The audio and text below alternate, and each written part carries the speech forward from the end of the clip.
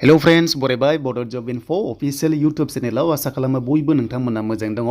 दा big update लाना फैदों 10 लाख जब्सनि सायाव बेनो जाबाय इन्डिया गभर्नमेन्टनि रोजगार एबा जब मेला स' बेनि सायाव लेटेस्ट आपडेट सफैदों एन्ड बेनिफ्राय स' नोंथांमोननि BTR TET नि एडमिट कार्ड नोंथांमोना डाउनलड खालामनो हासिगोन डेट ओंखारबाय आं गासैबो डिटेल्सखौ होगासिनो दङ आरो लोगोसे CRPF कनस्टेबलनि एप्लाइ 1 लाख साख्रि भेकेन्सिस एन्ड बेनिफ्राय RPF आरो लोगोसे FEC UPSC निफ्राय बिग आपडेट फैदों जेराव नोंथांमोना 10 लाख जब्स मोननो थांगासिनो दङ। दा लोगोफोर गोबाव खालामा जों फैबाय अफिसियेल वेबसाइटआव एन्ड अफिसियेल वेबसाइटआव फैनाय लोगो लोगो जायनोखि नोंथांमोना CRPF नि भेकेन्सिस मोनदोंमोन बेयावनो थाबैनो मोनसिगोन आरो एप्लाइ लिंकआ एक्टिभ जाथ'वाखै जेब्ला जायो नोंथांमोना थाबैनो मोनगोन आरो लोगोसे बेयाव फरायनाय होनोबा 10 पास सिम्पल 10 पास जानो हागोन जेबो पार्सेन्ट नाङा बेनिफ्राय बैसोआ नोंथांमोना जेब्ला क्राइटेरिया ओंखारगोन अब्ला नोंथांमोना मोनगोन।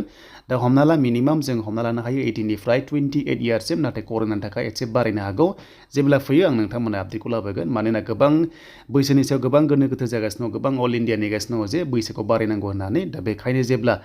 एज क्राइटेरिया फैगोन अब्ला नोंथांमोना आपडेटखौ लाना फैगोन स' बेनो जाबाय नोंथांमोना नैबे मिनिस्ट्रि अफ हम एफेयार्सनि आन्डारावनो नोंथांमोना मोनगोन। दा रोजगार मेला थाबैनो नोंथांमोना मोनसिगोन बेनो जाबाय जब मेला अके दा नोंथांमोनाहाय 10 लाख जब्सनि आपडेट मोननो हाबाय बेनो जाबाय नोंथांमोननि इन्डिया हिसाबै आरो स्टेट वाइसआवबो हरनाय जागोन जायखिजाया सेन्ट्रेल गभर्नमेन्टनि आन्डाराव जायखिजाया नोंथांमोना 10 लाख जब मोनगोन 1 इयारावनो हमना ला जेरै आसाम स्टेटआवहाय 1 इयार होदोंमोन थिग बेबादिनो गभर्नमेन्टनिफ्राय इन्डियानिफ्राय मोनसे प्रभाइड खालामसिगोन जे मोनसे डिसिसन लाबाय जे 10 लाख जब्स एभ्रि इयाराव माने बोसोरफ्रोमबो 10 लाख जब होनो बेवहाय थांखि लादों जेराव 71,000नि भेकेन्सिसनि एफर्म लेटारखौ होनो थांगासिनो दङ बेनो जाबाय 45 टा लकेसनावहाय बेखौ राननाय जासिगोन जेराव नोंथांमोनाहाय गोबां साख्रि सिगाङाव एग्जाम होना दोनदोंमोन जानांगौ दा बेफोरनि फाइनाल लिस्टआ फैजोबसिगोन आरो नोंथांमोना मोनसिगोन आरो बे जोबनाय लोगो लोगो गोदान भेकेन्सिस थाबैनो मोनगोन जेरै नोंथांमोननि RPF दङ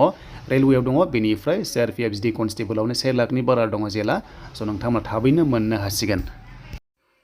स' बेनिफ्राय लेटेस्ट आपडेट सफैदों गोबां नेगासिनो दङ RRB आव एबा नोंथांमोननि रेलवेआव जे साख्रि ओंखारा दा फाइनालि बेयाव मोनसे रोजगार मेलानि गेजेरजोंहाय ओंखारसिगोन जे आपडेट होखाबाय जे नोंथांमोना RPF कनस्टेबलाव मोनगोन आरो लोगोसे नोंथांमोननि गोबां कनस्टेबल डेली पुलिसावबो थागोन आरो लोगोसे नोंथांमोना बे थाबैनो बे 1 लाख एबा नोंथांमोननि आसाम स्टेटआव थाबैनो साख्रिखौ मोनजोबसिगोन 6 मेयावनो बांसिन मोनगोन 51,000 आरो लोगोसे इन्डिया होनोब्ला 10 लाख जब्स नोंथांमोना थाबैनो मोनसिगोन आरो बेनिफ्राय जों नायोबा दानिया फैदो जे FEC UPSC मा होनदों बेवहाय स' बिदिबा बे 45 लकेसनाव होनाय जाखासिगोन नालाय देन बेयाव जों फैयोब्ला माखासे जब्सनि आपडेट बेयाव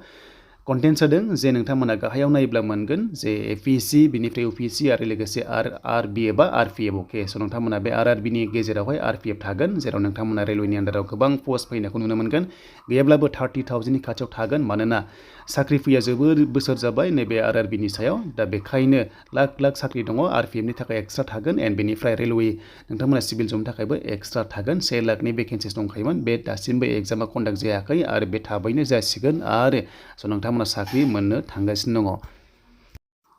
स' बेनिफ्राय जायफ्रा BTR TET एग्जाम लिरगोन दा नोंथांमोननि थाखाय लेटेस्ट आपडेटआ बेनो एडमिट नोंथांमोना डाउनलड खालामनो हासिगोन 18 एप्रिल जानाय लोगो लोगो 11 AM निफ्राय दा बेखायनो एग्जामा कन्डाक्ट जागोन दा BTC आव एग्जाम सेन्टारा चिरां थानाय नङा मानोना गैखायामोन दा बेखायनो नोंथांमोना 30 एप्रिलाव एग्जामखौ मोजां होदो आरो बेनिफ्राय एडमिटखौ नोंथांमोना लिंकआ सेबानिफ्राय एक्टिभ जानाय लोगो लोगो डाउनलड खालामनो हासिगोन आरो जेब्ला एक्टिभ जायो आं नोंथांमोना आपडेटखौ लाना फैगोन दा बेनो जाबाय sebaonline.org निफ्रायनो स' नोंथांमोना एडमिट कार्ड डाउनलड खालामनानै लानो हासिगोन दा बेनोमोन लोगोफोर दिनैनि बिग आपडेटआ 10 लाख जब्सनि आपडेट एन्ड बेनिफ्राय जेब्ला एक्टिभ जायो एप्लाइआ CRPF नि आं नोंथांमोननो लाना फैगोन।